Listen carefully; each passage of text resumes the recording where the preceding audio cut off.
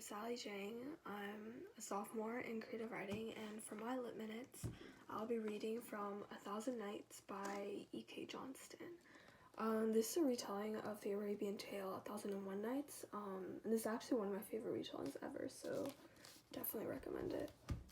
I'll be reading from the first few pages.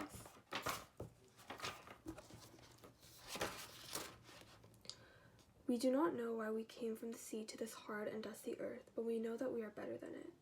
The creatures that live here crawl beneath a crippling sun, ecking what living they can from the sand before they are returned to it, as food for the sand crows or worse.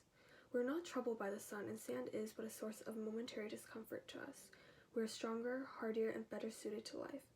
Yet we struggled here when we first came. The humans were many and we were few. We did not understand them, nor they us, and they feared us for it. They came at us with crude weapons, heavy stone and bright fire, and we found that our blood could stain the sand as easily as theirs could, until we learned to build bodies that did not bleed. We retreated to the desert, away from the oases, to sun-baked places where they could not follow. From there we watched, and we bided our time. They died and we did not. As our lives measured on, we learned more about them. We watched them tame the uroks and then the horse. We watched them learn to shear the sheep and card the wool. When they spun, we felt the pull of each spindle's twist, and when they wove, we felt a stirring in our bones. We coveted the things that they made, for though we had nothing but time, we had little inclination to master handiwork ourselves. Always it was easier to take, and so we took. Weavers we kidnapped and brought to our desert homes. We fed them sand, and they thought it a feast, and before they died, they made marvels for us. Coppersmiths we pulled from their beds and set them to fires so hot they blistered their skin. They crafted baubles and blades before they paid with their lives, and we decorated ourselves with their wares.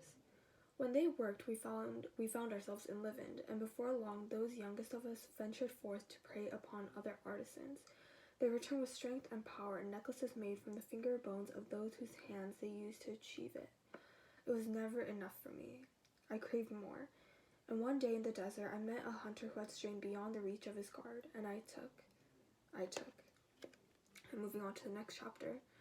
Lo Melkeen killed 300 girls before he came to my village looking for a wife.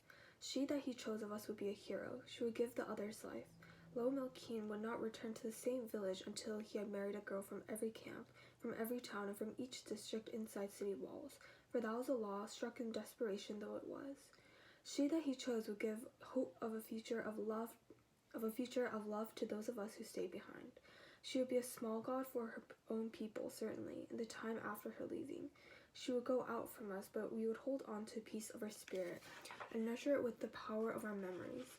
Her name would be whispered with reverent hush around new-built shrines to her honor. The other girls would sing hymns of thanksgiving, light voices carried by the desert winds and scattered over the fine ground sand.